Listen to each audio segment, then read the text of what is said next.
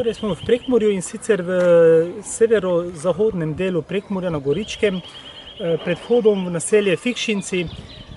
Leta 1941 po zasedbi Slovenije, ko so torej Nemci, Italijani in pa Madžari razkosali Slovenijo, je večji del Prekmurja, skoraj v bistvu celotni del Prekmurja pripadlo Madžarski, razen 3 oziroma 4 naselij. Eno od teh naselij so Fikšinci, Kramarovci, Ocinje in pa 4. naselje je Serdica oziroma del Serdice, saj je bilo to eno naselje, ki je bilo nekako razsekano na 2 dela.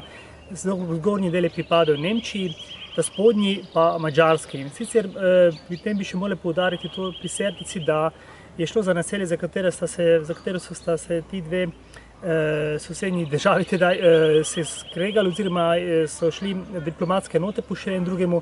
Namreč je bilo 10 hiš, ki so bile spor med dvema državama, komu pripadajo.